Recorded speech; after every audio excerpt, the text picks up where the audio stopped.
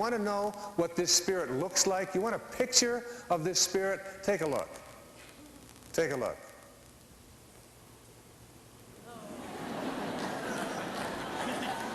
You know who that is?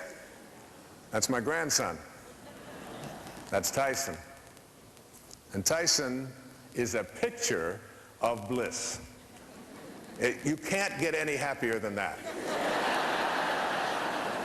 Now, I know I shouldn't tell this on Sky, but she said, Dad, the reason he's so happy is he's holding onto his little peeper. I said, what kind of...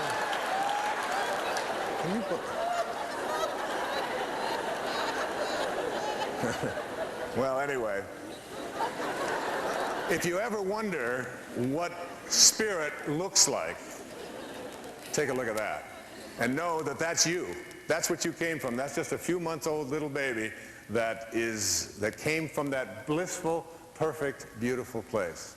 And I have a theory about relativity that goes like this. All things being relative, in a bowl of soup, this is a lot of hair.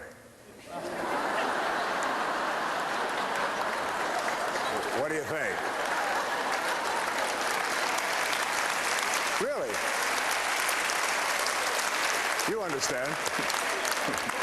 If you were in a restaurant and you ordered a bowl of soup and you got this much hair in it, you would call the waiter over and you would say, excuse me, what? That's a lot of hair.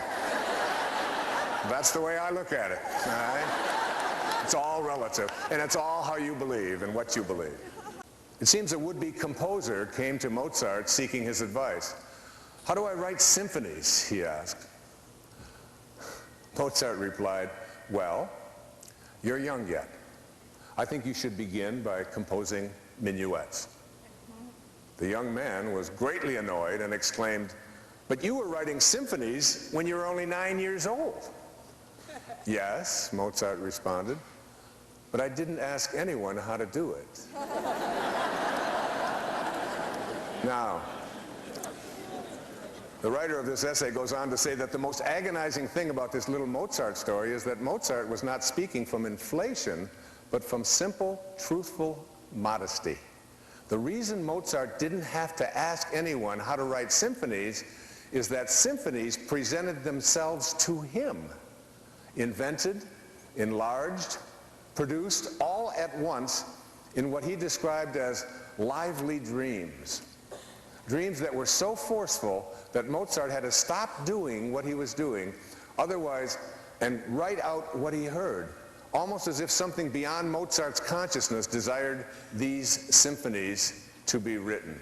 There's a great quote, again, by Rumi. He's just one of the greatest. Every tree and plant in the meadow seemed to be dancing. Those which average eyes would see as fixed and still. That's what happens when your consciousness expands in every direction. You see, you understand the Tao. The Tao is like it's the silence between the notes that makes the music. It's the space between the bars that holds the tiger. You're a sculptor and you sculpt yourself a vase. And what do you think makes the vase? What makes the vase is not the tile, and it's not the substance of the material. It's the inner space within there that is surrounding it. Without that inner space within, there can be no vase. And without that inner space within you, there's no you. You're not skin and bone and all that. That encapsulates an inner silence, an inner place that is totally and completely yours. The mistake that most of us make is that we attract what we don't want, because our thoughts are on what we don't want. Or we continue to attract what's missing in our life. We're not at number 10, we're at about number 3. And what are some of these on these lower rungs? It probably won't happen. It's very difficult. These kinds of things have never happened for me before. I don't have this kind of luck. We've got the wrong people in the White House. The economy is bad. I don't have the ability to make it happen. I don't really believe it's possible. I was on the plane with someone flying across the country. Lovely lady, and she was a photographer. And I said, oh, we got talking about photography and all. I said, do you like photography? She said, yeah, I do weddings and all of that. And I said, well, how are you doing at it? She said, well, I'm never going to get rich at it.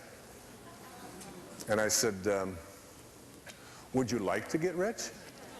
She said, well, of course. Who wouldn't want to be rich? We all want to have abundance in our life, of course that. I said, so let me see if I understand this. You want to attract being rich into your life, and your thought about it is that it'll never happen. So what do you think you're going to attract? You're going to attract, it'll never happen. A man named Albert Einstein, who I've spoken about before, theory of relativity in a bowl of soup. This is a lot of hair, remember? One of his most important observations was this. He said, every single person in the universe has to make the most important decision of their life, which is, do I live in a friendly universe or do I live in a hostile universe? That's it. Now, if you believe that you live in a friendly universe, then you will begin looking for a universe that cooperates with you in order to manifest what it is that you want to bring into your life. You'll be looking for evidence that what it is that you are seeking is coming towards you. If you believe you live in an unfriendly, hostile universe, you will take a different position. You will believe that these kinds of things are not going to be attracted to me, and you'll start with this whole notion that you'll become one of those people who are always looking for occasions to be offended. And there's no shortage of occasions to be offended, and there's no shortage of these people. I mean, all you got to do is look at somebody who's tall, somebody who's short, somebody who speaks with an accent, somebody who wears their hair in a certain way, somebody who has jewelry that you don't, whatever it might be. If you're looking for occasions to be offended, you'll be finding all over the place. Look, you came from a divine place that is unlimited, that says you can be anything you put your attention on. And then you bought into a whole series of beliefs that were handed to you by very well-meaning people attempting to convince you that you had limitations, that you couldn't do this, that this wasn't possible. And I'd like to suggest to you that you took on something called an ego. E-G-O. You edged God out. E-G-O.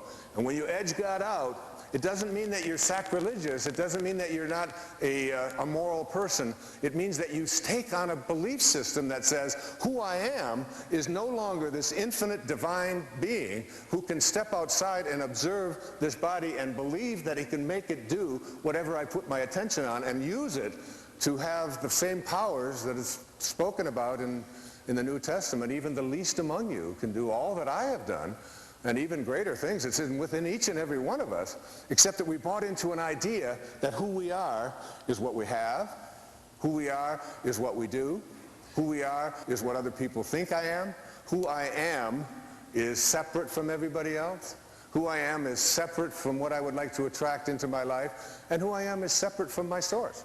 And we believe in this separation, and we believe in this identity that who I am is what I have. So we start accumulating. We accumulate and accumulate and accumulate. The problem is that when you stop accumulating, and if who you are is what you accumulate, then you have no value as soon as your things start to disappear, as soon as they wear out, as soon as somebody else takes them, as soon as the government taxes them, as soon as any number of things. Who I am is what I do. If you no longer can do, then you aren't. You no longer exist. Who I am is my reputation, and we raise our children often to believe that what's most important is what other people think of you. Fit in. Do what you've been told to do. Do what the crowd does. Follow the herd. And you know what happens, what you step in when you follow the herd. So we take on all of these sort of false ideas, and we have a tendency to believe them. And inspiration is moving back into spirit, and it's moving back into spirit in such a way that you no longer accept yourself as anything other than divine.